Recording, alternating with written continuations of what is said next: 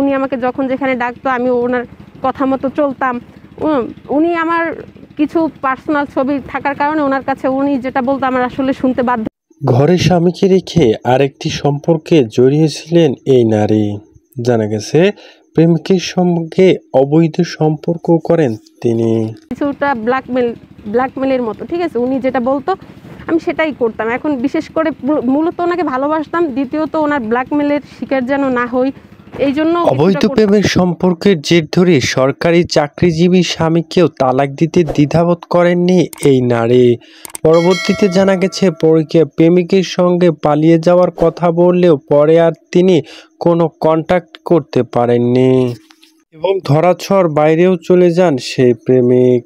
ওনার জন্য আমার হাজবেন্ড হারাইছি, ঠিক আছে। এখন উনি যদি আমাকে ছেড়ে দেয় তাহলে আমি কোথায় গিয়ে দাঁড়াবো? আমার কি মানে আমি কি কোনো পাবো না? আমি কি কোনো বিচার পাবো না? সর্বস্ব শেষ করছে আমার হাজবেন্ড, ওনার জন্য হারাইছি। আমার যতটুকু টাকা পয়সা আর্নিং ছিল সবকিছু ওনার পিছনে হারাইছি। পরকীয়ায় জড়িয়ে নিজের পায়ে যেন নিজে কুড়াল মেরেছে এই তরুণী। নিজের ভুল আর কোনো মতে শুধরে নিতে পারছেন না বলে জানিয়েছেন তিনি। জানা গেছে বরগুনার তালতলী উপজেলার সুমাইয়া বেগমের সঙ্গেই এমন ঘটনাটি ঘটে। জানা গেছে এই ঘটনার জের ধরে নানা সময় নানাভাবে লাঞ্ছিত হচ্ছেন তিনি। ওনার সাথে আমার কোরআন ধরে শপথ হয়েছে, উনি আমার কোরআন ধরে শপথ করছে যে করবে। ওনার ফ্যামিলি যখন বিয়ে করাইতে চাইছে তখন উনি ওনার ফ্যামিলিকেও এটা বলছে যে আমাদের সাথে বিয়ের চেয়েও বেশি হয়ে গেছে, আমরা কোরআন শরীফ ধরে শপথ করি। মুখ লজ্জা এখন বাবা মার সম্মানের দিকে তাকায় আমার ঘরের বন্দী হয়ে যাচ্ছে এক ধরনের। আমি যদি এটার কোনো ফয়সালা না পাই হয়তো বা আমার লাশটা কোনোদিন কোনো লাশ গাছে ঝুলবে। এই ঘটনাকে কেন্দ্র করে এলাকায় যেন তোলপাড় সৃষ্টি হয়েছে।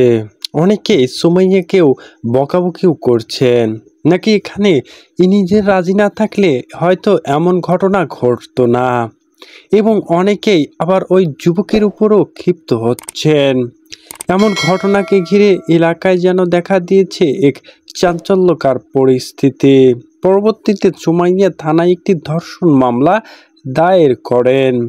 প্রিয় দর্শক, জানতে চাই আপনার মূল্যবান মতামত। এই ঘটনাকে কেন্দ্র করে উভয় ছেলে ও মেয়েকে কী শাস্তি দিলে আপনারা খুশি হবেন বলে মনে করেন তা অবশ্যই কমেন্ট করে জানিয়ে দিন। পরবর্তী ভিডিও পাওয়ার জন্য আমাদের এই চ্যানেলটি সাবস্ক্রাইব করে আমাদের সাথেই থাকবেন। ধন্যবাদ।